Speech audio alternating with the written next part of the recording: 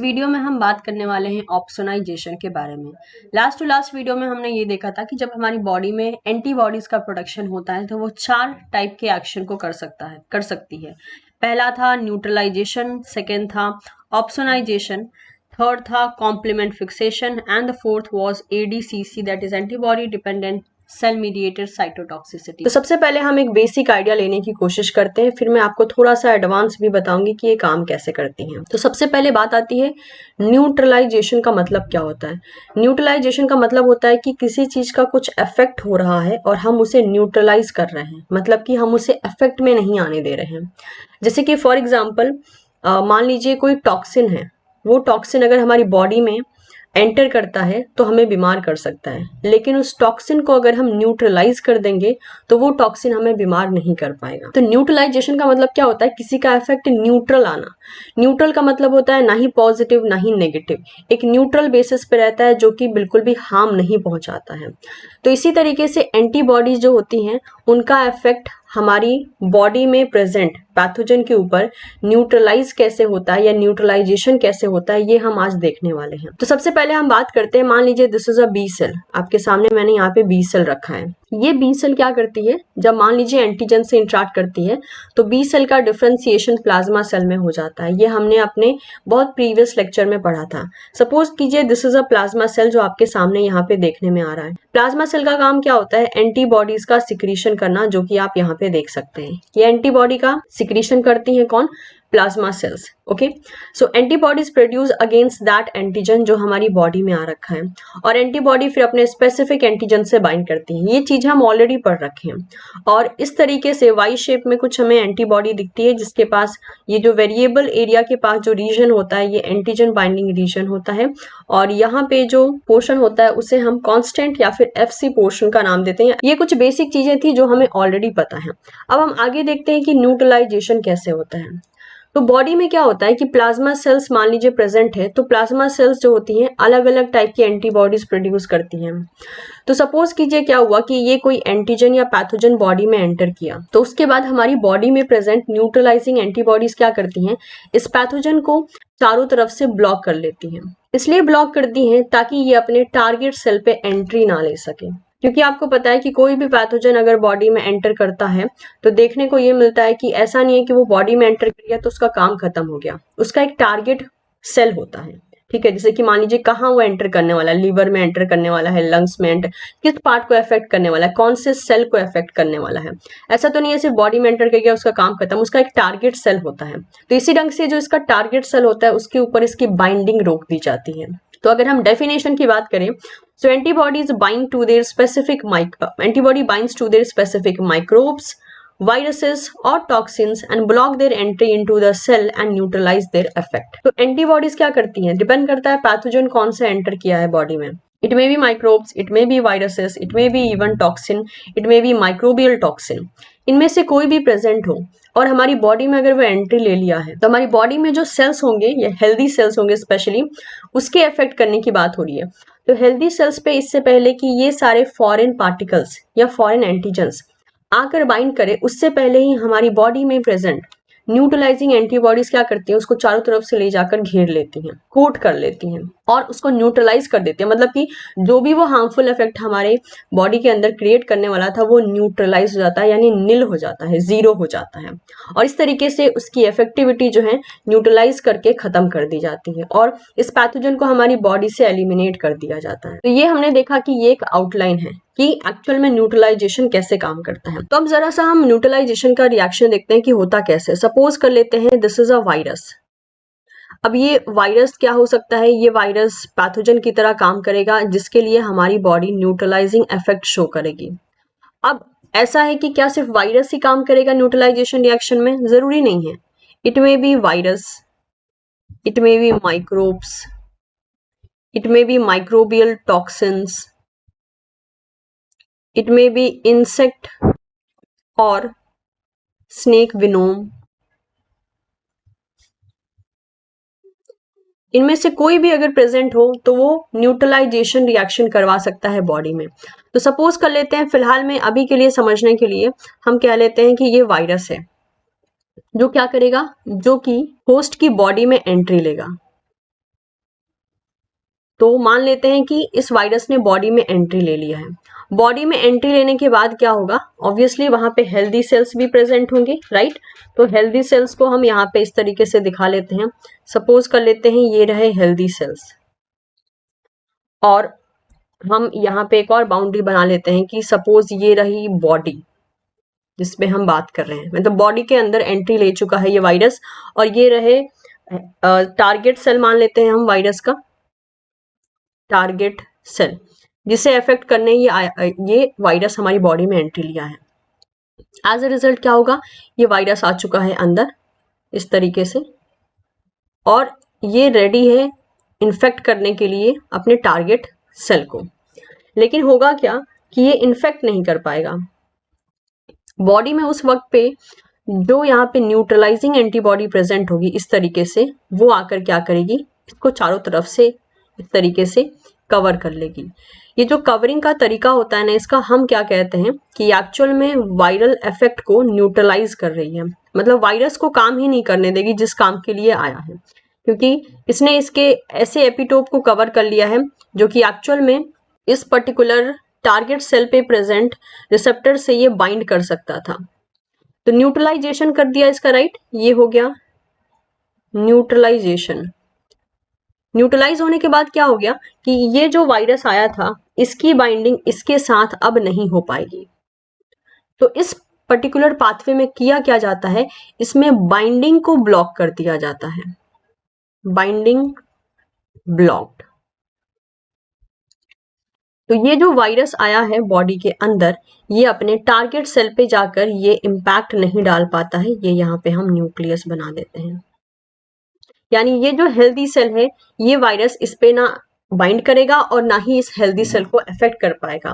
In fact हमारी body में present ये सब थी एंटीबॉडीज, ठीक है। ये एंटीबॉडीज कहाँ से प्रोड्यूस हुई होंगी, नॉर्मल जैसे हमने कहा था प्लाज्मा सेल्स के थ्रू प्रोड्यूस हुई होंगी। तो ये न्यूट्रलाइजेशन इफेक्ट हो गया। न्यूट्रलाइजेशन इफेक्ट के बाद क्या होता है, बॉडी में प्रेजेंट जो फैगोसाइट्स होते हैं वो यहाँ पे चले आते हैं और इसका फैगोसाइटोसिस के थ्रू बॉडी से एलिमिनेशन कर देते हैं, और हेंस ये जो पैथोजन हमें अफेक्ट करने के लिए आया था उसका हो जाता है न्यूट्रलाइजेशन। ओके, तो न्यूट्रलाइजेशन का मतलब ही क्या हो गया कि एक्चुअल में इसके इफेक्ट को जीरो कर दिया गया, न्यूट्रल। कभी भी जब हम न्यूट्रल कहते हैं मतलब कि we are not toward the positive, we are not even toward the negative, we are in toward something which is having the net effect zero और nil, okay, which is not having its effect. तो neutral कर दिया यानी एकदम से ही ineffective कर दिया। तो ये हो गया क्या, न्यूट्रलाइजेशन का रिएक्शन। अब बात आती है कि जब इतना अच्छा मैकेनिज्म है तो आज के टाइम में हमारी बॉडी में माइक्रोब्स, वायरसेस, लाइक टॉक्सिन्स, ये सब फिर हमारे बॉडी में एंटर करके हमें बीमार कैसे कर दे रहे हैं, कैसे हमें सफर, मतलब कि हम अलग अलग बीमारियों से इनके कारण सफर कर रहे हैं।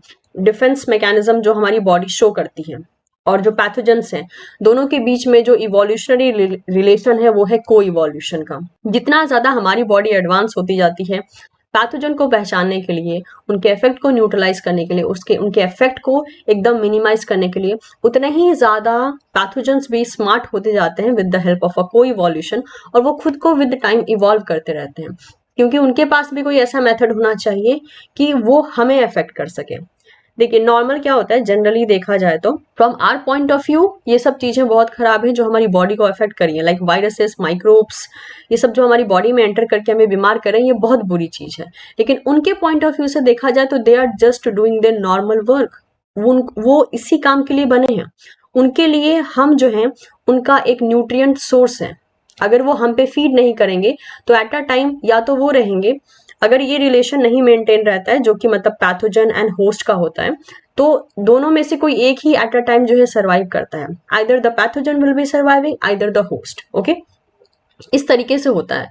तो यही चीज जो है हम अपने पॉइंट ऑफ व्यू से देखते हैं तो this is a bad thing, we should not get affected with any pathogen और एनी जर्म्स, बट उनके पॉइंट ऑफ व्यू से देखा जाए तो they are just doing their own job.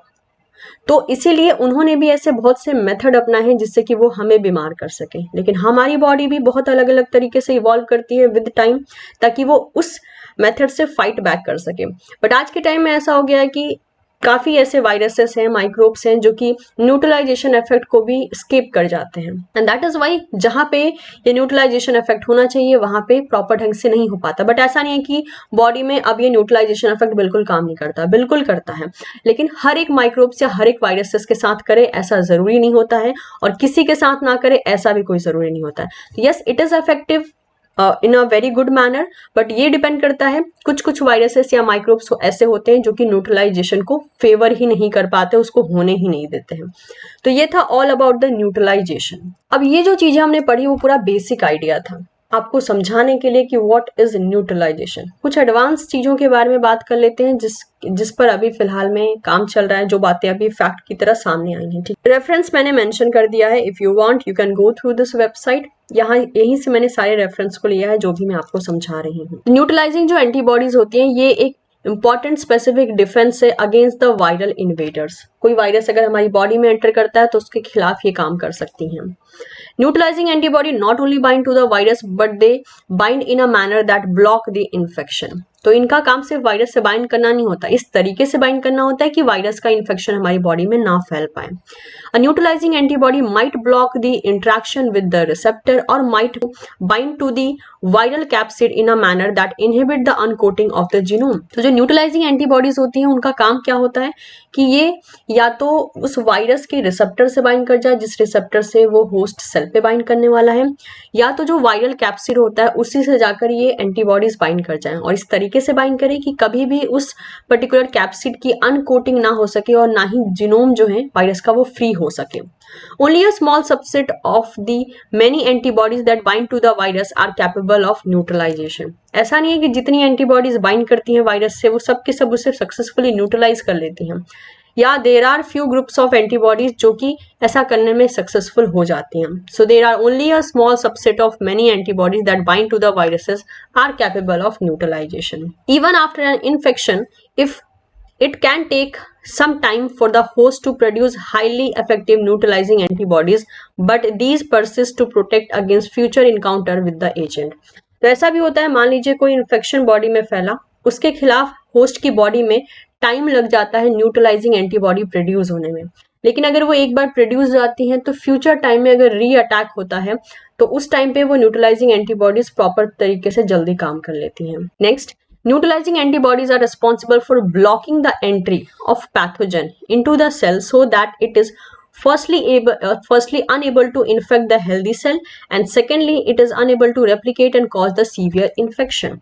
तो न्यूट्रलाइजिंग एंटीबॉडी का जैसे मैंने पहले बताया काम ही ये होता है कि पहले तो उनकी एंट्री एक हेल्दी सेल में प्रिवेंट की जाए, और उसके बाद सेकेंड मेथड ये होता है कि उनको रेप्लिकेट ना करने दिया जाए ताकि वो हमारी बॉडी में सीवियर इन्फेक्शन कॉज ना करें। न्यूट्रलाइजिंग एंटीबॉडी जिसे हम NAB कहते हैं is a antibody that is responsible for defending the cell from pathogen which are organisms that cause the disease. They are produced naturally by the body as a part of immune response, and their production is triggered by both infection as well as vaccination against the infection.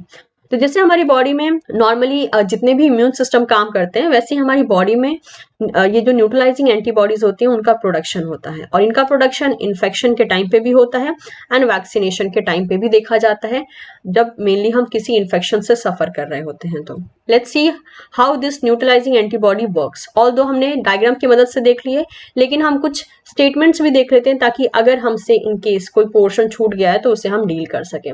जैसे कि neutralising antibody can stop a pathogen from infecting the body by affecting how the molecules on the pathogen surface can enter the cell in the body. तो इनका main काम ही यही होता है कि ये अपने टारगेट होस्ट सेल में एंटर ना कर पाए। In a enveloped virus, neutralizing antibody block the attachment of virus to the cell as well as its entry into the cell. तो एनवेलप जो वायरस होते हैं बॉडी में उनकी क्या की जाती है, उनकी एंट्री उनके टारगेट सेल में रोक दी जाती है, अटैचमेंट पॉइंट ही उनका ब्लॉक कर दिया जाता है, हेंस वो अटैच नहीं हो पाते हैं। Next, in non enveloped virus neutralising antibodies can bind to the capsid protein which is the protein shell that surround the genetic information within the cell। और जो नॉन एनवेलप्ड वायरस होते हैं जो हमारी बॉडी में एंटर अगर कर रहे हैं तो न्यूट्रलाइजिंग एंटीबॉडी क्या करती है, उसके कैप्सिड प्रोटीन से जाकर उसको बाइंड कर लेती है और ब्लॉक कर देती है, जिसकी वजह से कैप्सिड प्रोटीन जो है डिसोसिएट नहीं होती है, और कैप्सिड प्रोटीन की कवरिंग में ही जो है अंदर की तरफ जेनेटिक मटेरियल होता है वायरस का, तो वो जेनेटिक मटेरियल रिलीज नहीं हो पाता है।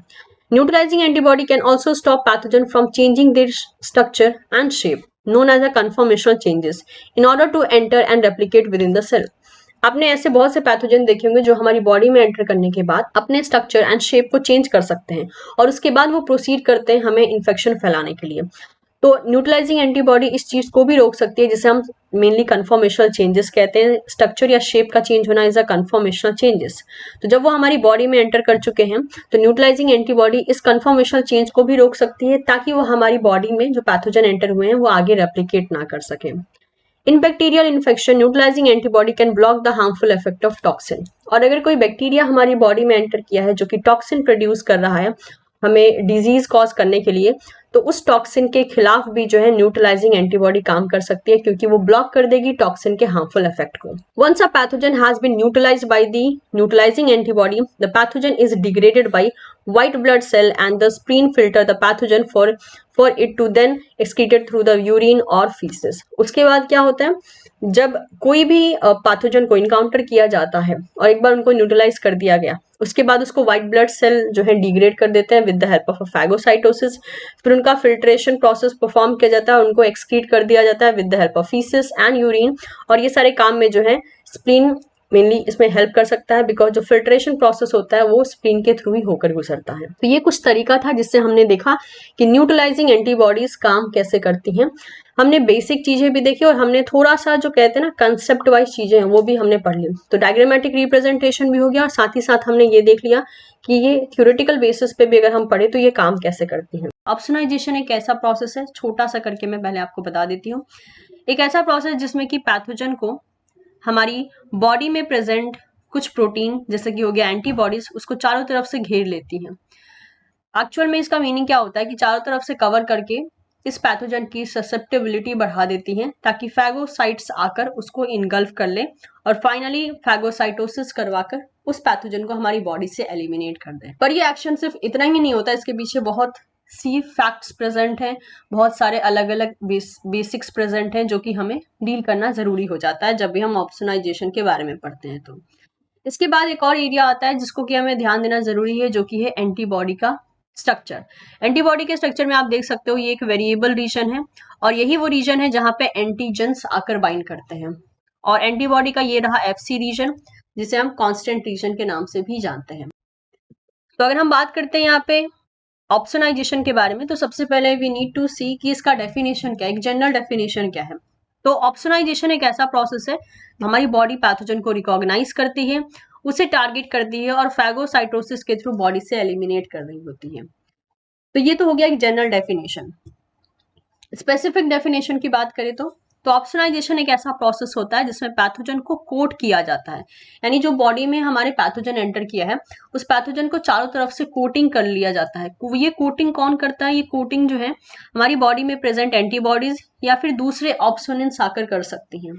और ऐसा होता क्यों है, ऐसा इसलिए किया जाता है ताकि उस पैथोजन की ससेप्टेबिलिटी बढ़ाई जा सके ताकि उसका इंजेक्शन हो सके फैगोसाइट्स के थ्रू। और सिंपल भाषा में कहें तो जब एक पैथोजन हमारी बॉडी में एंटर करता है तो उसके पास कहते हैं ना ससेप्टेबिलिटी, यानी वो कितना ज्यादा ससेप्टेबल है, वो कितना ज्यादा कैपेबल है फैगोसाइट्स के थ्रू फैगोसाइटोसिस करवाने के लिए। जनरली देखा जाए तो कोई भी पैथोजन चाहता नहीं है कि उसका फैगोसाइटोसिस कर दिया जाए, क्योंकि अगर हमारी बॉडी में कोई पैथोजन एंटर किया है और फैगोसाइटोसिस अगर हो जाएगा उसका तो सीधी सी बात है वो हमें बीमार नहीं कर पाएगा जिस चीज के लिए वो हमारी बॉडी में एंट्री किया है। लेकिन हमारी बॉडी में जितने भी इम्यून सेल्स प्रेजेंट हैं उन सबके पास भी कुछ ऐसे मैकेनिज्म हैं जिसके थ्रू इस फैगोसाइटोसिस को और इनहैंस किया जा सकता है। ऑप्सोनिन को हम एक और सिंपल भाषा में कहें तो हम ऑप्सोनाइजेशन का मतलब बोलते हैं to make something more tasty. तो ऑप्सोनाइजेशन का मतलब होता है किसी चीज को और ज्यादा टेस्टी बनाना। तो जब पैथोजन हमारी बॉडी में एंटर करता है तो पैथोजन को समहाउ ये बॉडी हमारी ऑब्वियसली अलग अलग मैकेनिज्म से डिस्ट्रॉय करने की कोशिश करती है, लेकिन अगर उसी पैथोजन को ऑप्सोनाइज कर दिया जाए यानी उनको थोड़ा सा और टेस्टी बना दिया जाए तो होता ये है कि हमारी बॉडी में जो सेल्स प्रेजेंट है इम्यून सेल्स वो उस पैथोजन को और ज्यादा इजीली अटैक कर पाती हैं। तो इसके पीछे ये भी रीजन होता है। लेकिन ये टेस्टी बनाने का मतलब क्या हुआ, टेस्टी बनाने का मतलब हुआ कि उस पैथोजन को कुछ ऐसी चीज से कवर कर दिया जाए जो चीज उस पैथोजन को और ज्यादा ससेप्टेबल बना दे, उसको और ज्यादा जो है फैगोसाइटोसिस के लिए लेकर चली जाए, जिसकी वजह से उसका हमारी बॉडी से एलिमिनेशन हो पाए। तो इसलिए बोला गया था कि ऑप्सोनाइजेशन एक पैथोजन की कोटिंग है और ये कोटिंग एंटीबॉडीज या दूसरे ऑप्सोनिन प्रोटीन्स परफॉर्म कर सकते हैं। इसलिए किया जाता है ताकि पैथोजन की ससेप्टेबिलिटी बढ़ जाए, किसके लिए? फैगोसाइटोसिस के लिए। और ये फैगोसाइटोसिस कौन परफॉर्म करेगा? हमारी बॉडी के फैगोसाइट्स, एग्जाम्पल मैक्रोफाज। मैं इन सबको डायग्राम के थ्रू भी आपको समझाने की कोशिश करूंगी। नेक्स्ट आता है कि दो टाइप के ऑप्सोनिन्स होते हैं। अब ये ऑप्सोनिन्स क्या हैं? ऑप्सोनिन्स ऐसे प्रोटीन्स होते हैं जो ऑप्सोनाइजेशन करवाते हैं, और स्पेशली क्या करवाते हैं ऑप्सोनाइजेशन में? पैथोजन के ऊपर कोटिंग करने का काम करते हैं ऑप्सोनिन्स। तो यहाँ पे टोटल दो टाइप के ऑप्सोनिन्स आपको देखने का मौका मिलेगा। पहला है complement C3b protein and antibodies. अभी जो C3b है इसको आपने पहले भी कहीं सुना होगा, जैसे कि हमने 3 पाथवे पढ़े हैं कॉम्प्लीमेंट पाथवे में, that is classical pathway, alternative pathway and lectin pathway. तीनों ही पाथवे में एक कॉमन चीज आपने देखी होगी, C3 जो कि कॉम्प्लीमेंट 3 प्रोटीन होता है, जब इसका ब्रेकडाउन होता है तो ये C3a में बनता है एंड C3b में बनता है। C3a का काम क्या होता है? C3a तो नॉर्मली कॉम्प्लीमेंट पाथवे में ही काम करता है और C3b बाहर निकल जाता है। तब हमने उतना अच्छे से डिस्कस नहीं किया था कि C3b जाता कहाँ है, लेकिन C3b एक्चुअल में, लेकिन ये क्या करवाता है? ऑप्सोनिन की तरह काम करता है। ठीक है, ऑप्सोनिन की तरह काम करके ऑप्सोनाइजेशन करवाने में मदद करता है, और ये तीनों ही पाथवे के थ्रू बनता है, classical, alternative and lectin pathway. Next आती है क्यों जरूरत है ऑप्सोनाइजेशन की, क्या बिना ऑप्सोनाइजेशन के काम नहीं हो सकता, और कौन से बॉडी के पार्ट या कौन से बॉडी के सिस्टम इसको परफॉर्म करते हैं? तो क्योंकि ये एक डिफेंस मैकेनिज्म का पार्ट है, तो इम्यून सिस्टम जो होता है हमारी बॉडी का, वो एक्चुअल में इसको परफॉर्म कर रहा होता है। ठीक है, सो ऑप्सोनाइजेशन इज परफॉर्म और it occur in immune system. Next अगर हम बात करें एक और डेफिनेशन की, तो ऑप्सोनाइजेशन के थ्रू क्या करते हैं? ऑप्सोनिन जो होते हैं, जो कि प्रोटीन्स हैं, ये फॉरेन पार्टिकल्स को या फॉरेन पैथोजन को टैग कर देते हैं, ताकि इनका बॉडी से elimination with the help of phagocytes और आसानी से हो सके।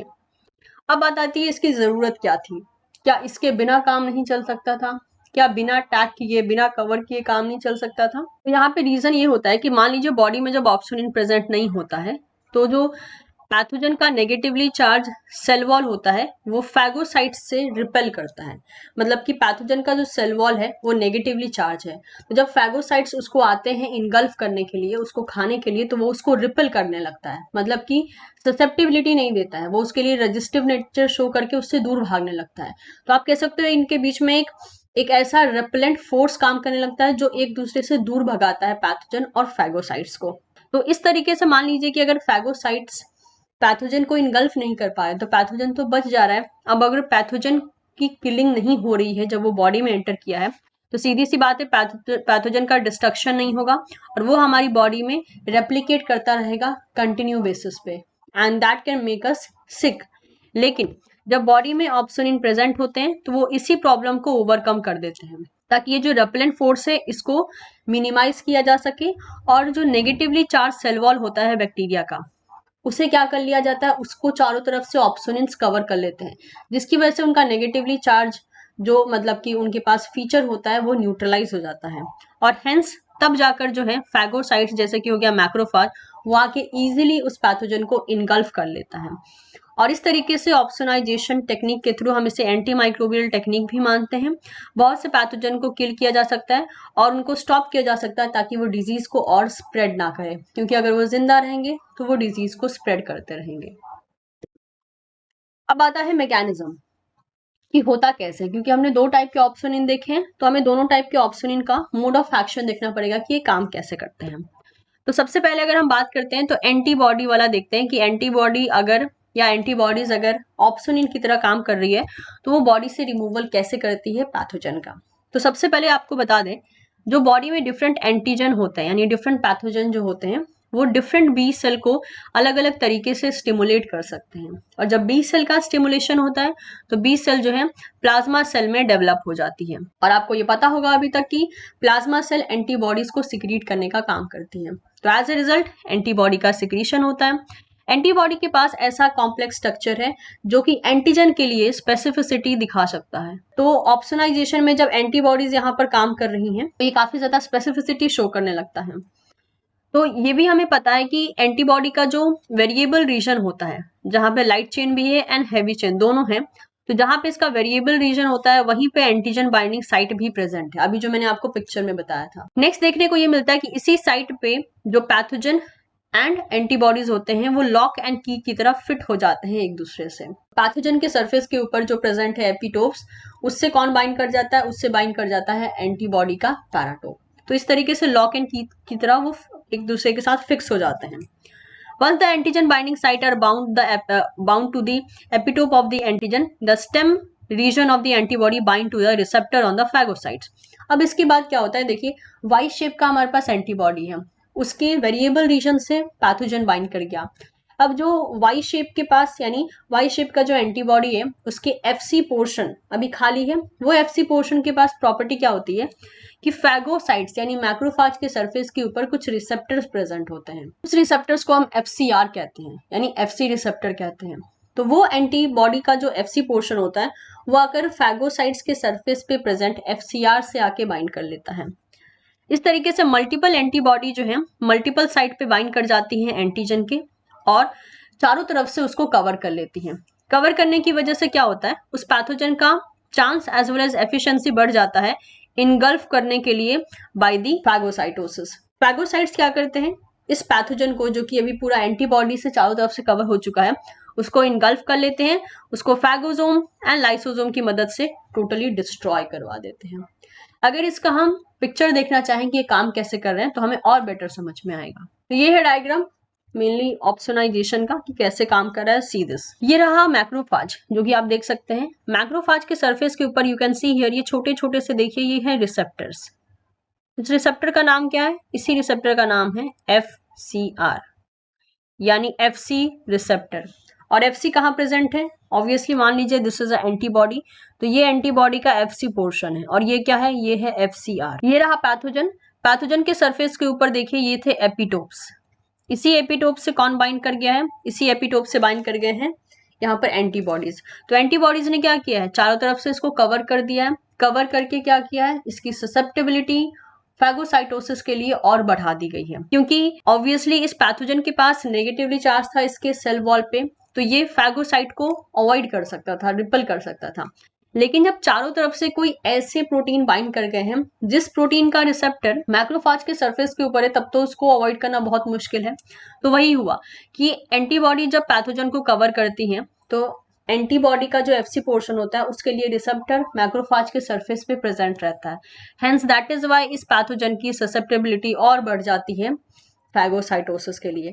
और जब ये पैथोजन को चारों तरफ से कवर कर लिया है तो मैक्रोफाज जो है आप देख सकते हैं ये इजीली बाइंड कर रहा है एफसी पोर्शन ऑफ एंटीबॉडी से और इसका पूरे प्रॉपर तरीके से इसका मेनली डिस्ट्रक्शन कर देगा, इसका रिमूवल हो जाएगा with the help of like lysosome and phagosome. इसको फ्यूज कर दिया जाएगा। जब इसको अंदर की तरफ इनगल्फ कर लिया जाएगा तो फैगोसोम क्रिएट हो जाएगा। फैगोसोम जाकर फिर लाइसोसोम से फ्यूज करेगा एंड फाइनली इस पैथोजन का बॉडी से एलिमिनेशन हो जाएगा। तो ये एक तरीका होता है जिसके थ्रू मेनली ऑप्सोनाइजेशन परफॉर्म किया जाता है। तो ये ऑप्सोनाइजेशन कौन से प्रोसेस के थ्रू देखा हमने? एंटीबॉडी वाले पाथवे के थ्रू देखा। मतलब कि दो टाइप के ऑप्सोनिन थे, एंटीबॉडीज एंड C3b। तो एंटीबॉडी कैसे करती है या एंटीबॉडीज कैसे करते हैं ऑप्सोनाइजेशन, ये हमने देख लिया। अब हम बात कर लेते हैं कॉम्प्लीमेंट सिस्टम कैसे करते हैं। कॉम्प्लीमेंट सिस्टम जो है ये ऑप्सोनाइजेशन प्रोसेस को कैसे परफॉर्म करते हैं। तो इसका पाथवे भी बिल्कुल सेम टू सेम वैसा ही है जैसे हमने कॉम्प्लीमेंट पाथवे में पढ़ा था। तो देखिए C3b जैसे कि हमको पता है ये लगभग सारे ही पाथवे में देखने को मिलता है, मतलब तीनों के तीनों पाथवे में ये देखने को मिलता है। Example classical, alternative and lectin pathway, C3b तीनों में ही फॉर्म होता है। C3b क्या करता है? ये बाइंड कर लेता है multiple site on the surface of pathogen. जैसे एंटीबॉडीज बाइंड कर रहे थे पैथोजन के सरफेस के ऊपर चारों तरफ से, वैसे ही C3b आता है और चारों तरफ से बाइंड कर जाता है, मतलब एक ढंग से कवरिंग कर लेता है। It then bind to the receptor on the surface of macrophage और द न्यूट्रोफिल्स। इसके बाद क्या होता है? C3b के लिए रिसेप्टर्स प्रेजेंट होते हैं मैक्रोफाज या न्यूट्रोफिल्स के ऊपर, डिपेंड करता है कि फैगोसाइट्स की तरह वहां कौन एक्ट कर रहा है। लेकिन C3b के लिए रिसेप्टर्स प्रेजेंट होते हैं इन फागोसाइट्स के सेल सरफेस के ऊपर। C3b अभी तक का बेस्ट नोन प्रोटीन है जिसके पास ऑप्सोनाइजिंग एक्टिविटी पाई जाती है। मतलब ये बहुत अच्छा ऑप्सोनिन आप कह सकते हैं कि बहुत अच्छे ऑप्सोनिन की तरह बिहेव करता है। Because when it coat the microbes phagocytosis activity is increase, क्योंकि जब ये कोट करता है माइक्रोब्स को तो फैगोसाइटोसिस की एक्टिविटी कहीं ज्यादा फोल्ड तक जो है बढ़ जाती है। यानी सीधी सी बात कहें तो ये फैगोसाइटोसिस को बढ़ाने में बहुत ज्यादा हेल्प करता है C3b प्रोटीन, इसलिए इसको बहुत ही अच्छा ऑप्सोनिन की तरह कंसिडर किया जाता है। अब पिक्चर को अगर हम देखते हैं तो पिक्चर में हमें और ध्यान से समझ में आएगा। जैसे for example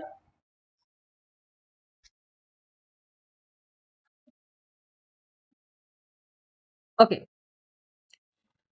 so you can see here, ये रहा एक ग्राम नेगेटिव बैक्टीरिया। तो इसके सरफेस के ऊपर आप देख सकते हैं जो ब्लू कलर के पोर्शन है जिन्होंने चारों तरफ से कवर करके रखा है इस बैक्टीरिया को, ये है C3b, ये है C3b, और ये रहा ग्राम नेगेटिव बैक्टीरिया हम कंसीडर कर लेते हैं।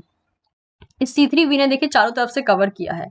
अब जब कवर कर लिया है तो इस बैक्टीरिया को क्या कर दिया है, ससेप्टेबिलिटी गेन करवा दिया है फैगोसाइटोसिस के लिए। तो ये आया यहाँ पे मैक्रोफाज। मैक्रोफाज के सरफेस के ऊपर प्रेजेंट है रिसेप्टर फॉर द C3b।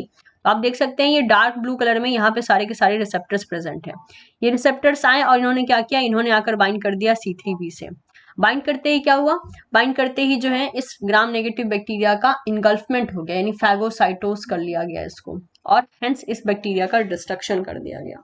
तो पूरी कहानी वही है, सिर्फ और सिर्फ जो यहाँ पर प्लेयर्स थे ऑप्सोनिन वाले वो चेंज हो गए, यहाँ C3b है और पहले वाले में हमने देखा था कि एंटीबॉडीज है। काम करने का तरीका वही है, रिक्वायरमेंट वही है कि जो चीज कोट करेगी बैक्टीरिया को उस चीज से रिलेटेड रिसेप्टर होने चाहिए फैगोसाइट्स के ऊपर, जैसे फैगोसाइट्स के सरफेस के ऊपर।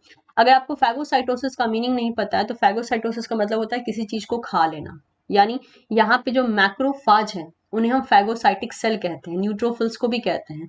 तो कुछ ऐसे सेल्स हैं जो इस तरीके से अपने टारगेट सेल को या टारगेट पैथोजन को इनगल्फ कर लेते हैं, खा लेते हैं, उसके बाद उनका डिस्ट्रक्शन करवा देते हैं और बॉडी से वो एलिमिनेट हो जाते हैं। जो सेल्स फैगोसाइटोसिस परफॉर्म करते हैं उन्हें हम फैगोसाइटिक सेल कहते हैं। तो यहाँ पे हर जगह पे फैगोसाइटोसिस के थ्रू ही एंटीजन का रिमूवल हो रहा है। तो आई होप आपको ये मैकेनिज्म क्लियर हो गया होगा कि ऑप्सोनिन क्या है, कैसे काम करता है, ऑप्सो और ऑप्सोनाइजेशन प्रोसेस क्यों जरूरी है, नहीं होने पे क्या होता है, एवरीथिंग इज क्लियर। और हमने दोनों ऑप्सोनिन का मोड ऑफ एक्शन देख लिया कि ये काम कैसे करते हैं। अगर आपको रेफरेंस जानना है तो ये जितना भी पोर्शन मैं आपको एक्सप्लेन कर रही हूँ ये मैंने लिया है NCBI से ले रखा है, यहाँ पे मैंने रेफरेंस भी डाल दिया है, तो आप चाहें तो विजिट करके इसका और डिटेल वर्जन भी देख सकते हैं। आज हम बात करने वाले हैं ADCC के बारे में, जो कि है एंटीबॉडी डिपेंडेंट सेलुलर टॉक्सिसिटी। इसे हम antibody dependent cell mediated toxicity का भी हम नाम, सेलुलर टॉक्सिसिटी का भी हम नाम देते हैं। ओके, रेफरेंस मैंने मेंशन कर दिया है। अगर आपको भी मन करता है कि कुछ और आपको चीजें जाननी है आप इस रेफरेंस पे विजिट करके चीजों को स्टडी कर सकते हैं। सबसे पहले हम बात करते हैं what is this ADCC, although इसका फुल फॉर्म अपने आप में इसके बारे में बता रहा है। तो ADCC क्या है और ये कैसे काम करता है, तो ऑलरेडी मैंने लास्ट वीडियो में आपको बताया था कि जब हम ये देखते हैं कि एंटीबॉडीज काम कैसे करती हैं तो उनमें से एक ऑप्शन मतलब कि ऑप्शन ये आता है कि वो ADCC भी परफॉर्म करती हैं। तो ADCC को हम एंटीबॉडी डिपेंडेंट सेलुलर साइटोटॉक्सिसिटी का भी नाम देते हैं, साथ ही साथ antibody dependent cell mediated cytotoxicity भी इसको हम कहते हैं। दोनों नाम से आप बुला सकते हो। ये टाइप 2 हाइपर सेंसिटिविटी का पार्ट होता है। अब ये टाइप 2 हाइपर सेंसिटिविटी क्या होती है, एलर्जी जब हम पढ़ते हैं, एलर्जिक रिएक्शन पढ़ते हैं जिसे हम हाइपर सेंसिटिविटी का नाम देते हैं, तो उन्हीं में बहुत से टाइप है, टोटल 4 टाइप है, उन्हीं में से सेकेंड टाइप में ही आती है। अब ये होती क्या है इसके बारे में हम तब बात करेंगे जब हम हाइपर सेंसिटिविटी पढ़ेंगे। अभी के लिए बस इतना जान के रख लीजिए कि ये टाइप 2 में आती है, इसको मैं इलाबोरेट करूंगी जब मैं हाइपर सेंसिटिविटी आपको पढ़ाऊंगी। नेक्स्ट आता है कि ADCC है क्या। ये एक एडेप्टिव इम्यून रिस्पॉन्स है। एडेप्टिव इम्यून रिस्पॉन्स का मतलब क्या होगा, जहां पे एंटीबॉडी का इन्वॉल्वमेंट होता है, मतलब ह्यूमोरल मीडिएटेड इम्यूनिटी ये देती है। मेनली किसके थ्रू मीडिएट की जाती है, NK सेल्स के थ्रू। और NK सेल के पास जो है CD16 नाम का एक रिसेप्टर होता है। वो CD16 रिसेप्टर क्या करता है, वो IG एंटीबॉडी के FC पोर्शन से बाइंड करता है और टारगेट सेल का लाइसिस करवाता है। अब अगर ये बात आपको नहीं समझ में आ रही हो तो मैं आपको समझाने की कोशिश करती हूँ। मान लीजिए बॉडी में कोई पैथोजन एंटर कर गया जिसे हम मेनली टारगेट सेल का नाम दे रहे हैं, उस टारगेट सेल को जो है हमारी बॉडी में प्रेजेंट आईजीजी मॉलिक्यूल जाकर पूरे बाहर की तरफ से कवर कर सकते हैं। जब आईजीजी मॉलिक्यूल उस पैथोजन को या उस टारगेट सेल को कवर करते हैं तो आईजीजी मॉलिक्यूल का एफसी पोर्शन ओपन रहता है। उस एफसी पोर्शन के लिए स्पेसिफिक रिसेप्टर प्रेजेंट रहता है एनके सेल के सरफेस के ऊपर, जिसे हम बोल रहे हैं CD16। उस रिसेप्टर का नाम ही होता है CD16। तो एनके सेल आता है CD16 के थ्रू एफसी पोर्शन से बाइंड कर जाता है आईजीजी मॉलिक्यूल का, जिसने अपने टारगेट सेल को कवर करके रखा है, एंड देन उस टारगेट सेल का लाइसिस करवा दिया जाता है। इसे हम बोलते हैं एंटीबॉडी डिपेंडेंट सेलुलर साइटोटॉक्सिसिटी। अब प्लेयर्स की बात करें कि इस ओवरऑल एक्शन में दैट इज एडीसीसी में कौन कौन से प्लेयर्स काम करते हैं, तो पहला प्लेयर होते हैं आईजीजी एंटीबॉडीज। यहाँ पे स्पेसिफिक आईजीजी एंटीबॉडीज की हम बात करते हैं, बट यस दूसरे भी एंटीबॉडीज हो सकते हैं जिसके बारे में अभी जस्ट हम देखेंगे।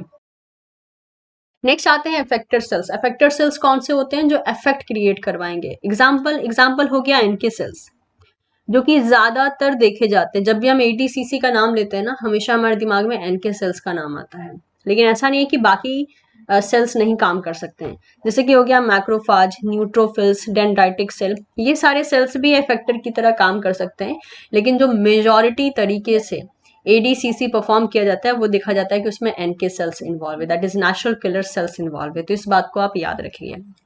Next, however, macrophage, neutrophils, and eosinophils can also mediate the ADCC, such as eosinophils kill certain parasitic worm known as the helminthes via the IgE antibodies. तो यहाँ पे ये भी बोला गया है कि मान लीजिए हम एनके सेल्स के ऊपर ज्यादा फोकस कर रहे हैं, क्योंकि एनके सेल्स मोस्ट कॉमनली तरीके से और ज्यादातर मेजॉरिटी ऑफ द टाइम यही देखा जाता है, बट ऐसा नहीं है कि बाकी सेल्स एडीसीसी परफॉर्म नहीं कर सकते हैं। जैसे कि हो गया मैक्रोफाज, न्यूट्रोफिल्स, इओसिनोफिल्स, ये सारे इम्यून सेल्स भी एडीसीसी परफॉर्म कर सकते हैं। लेकिन मान लेते हैं फॉर एग्जांपल बॉडी के अंदर पैरासिटिक वर्म चला आया है, जिसे हम हेलमेंथिस का भी नाम देते हैं, तो उस टाइम पे क्या होगा? उस टाइम पे eosinophils as a effector cell काम करेगा, तब एनके सेल्स काम नहीं करेगा, तब इओसिनोफिल्स काम करेगा। और इसको रिमूव करने के लिए, क्योंकि आपको पता है पैरासिटिक वर्म या हेलमेंथिस स्पेसिफिक जो एंटीबॉडी काम करती है वो होती है आईजीई, तो इस केस में ये आईजीई काम करेगी। लेकिन जैसे कि मान लीजिए कोई कंडीशन नहीं दिया, सिर्फ जनरली पूछा है कि एडीसीसी कैसे परफॉर्म होता है, तो उसमें आप आईजीजी का नाम लेते हो और एनके सेल्स का नाम लेते हो। लेकिन जब और भी आपसे स्पेसिफिक पूछा जाए कि ADCC specifically when parasitic worm is acting like a pathogen और parasitic worm और helminthes is acting like a pathogen, उस टाइम पे आप effector cells के मामले में eosinophils कहोगे, और जो यहाँ पे एंटीबॉडीज काम करेगी वो होगी IgE एंटीबॉडीज। अगर हम और कुछ बेसिक पॉइंट्स के बारे में बात करें तो ये एडीसीसी किसका पार्ट है? ह्यूमोरल इम्यून रिस्पॉन्स का पार्ट है। ह्यूमोरल इम्यून रिस्पॉन्स का मतलब क्या होता है? एक ऐसे इम्यून रिस्पॉन्स जिसमें एंटीबॉडीज का इन्वॉल्वमेंट है, तो ऑब्वियसली यहाँ पर एंटीबॉडीज का इन्वॉल्वमेंट है। So ADCC has typically been describe as a immune response to antibody coated cell leading ultimately to the lysing of the infected or non host cell. मान लीजिए जो एंटीबॉडीज हैं वो क्या करती हैं? वो टारगेट सेल को कोट कर देती हैं। वो टारगेट सेल जिसमें कि ऑलरेडी इन्फेक्ट हो चुका है, या फिर वो नॉन होस्ट सेल है, मतलब कि वो हमारी बॉडी के सेल की तरह काम नहीं कर रहा, वो ऑलरेडी इन्फेक्टेड है सेल, तो उसको क्या किया जाता है? हमारी बॉडी में प्रेजेंट एंटीबॉडीज उसको कोट कर लेती हैं और उसका लाइसिस करवा देती है, मतलब उसका डिग्रेडेशन हो जाता है, एंड हेंस इस तरीके से बॉडी से रिमूवल हो जाता है। अब एडीसीसी जो है bacteria, helminths, tumour cell, viruses, इन सब पे परफॉर्म किया जा सकता है, डिपेंडिंग की जब वो कंडीशन अराइज हो रहा है तब कौन से वहां पर पैथोजन प्रेजेंट है। अब अगर हम थोड़ा सा देखना चाहें सीक्वेंशियल बेसिस पे कि ये कैसे परफॉर्म होता है, तो देखिए सबसे पहले क्या होता है? एंटीबॉडी जो है आकर टारगेट सेल को या पैथोजन को कोट कर लेती है, डिपेंडिंग की टारगेट सेल, यानी टारगेट सेल की अगर हम बात करें तो मान लीजिए कोई ट्यूमर सेल हो गया, वो टारगेट सेल हो गया, ठीक है। पैथोजन एंट्री लिया है तो हेलमेंथिस हो गया, वायरस हो गया या बैक्टीरिया हो गया, ये सब पैथोजन हो गया। तो क्योंकि यहाँ पे टारगेट जो है टारगेट सेल भी हो सकता है या फिर पैथोजन भी हो सकता है, तो एंटीबॉडी क्या करती है? सबसे पहले आती है और कोट कर लेती है टारगेट सेल या पैथोजन को। फिर एनके सेल क्या करता है? एनके सेल जो है इस एंटीबॉडी के एफसी पोर्शन से बाइंड कर लेते हैं with the help of their FC receptor, जिसे हमने CD16 यहाँ पे कहा था। फिर क्या होता है? फिर ये एनके सेल्स का डीग्रैनुलेशन होता है और जो टारगेट सेल होते हैं या पैथोजन होते हैं उनका साइटोटॉक्सिसिटी के थ्रू लाइसिस करवा दिया जाता है, यानी डिग्रेडेशन करवा दिया जाता है। तो ये एक बेसिक सीक्वेंस है जिसके थ्रू एडीसीसी काम करता है।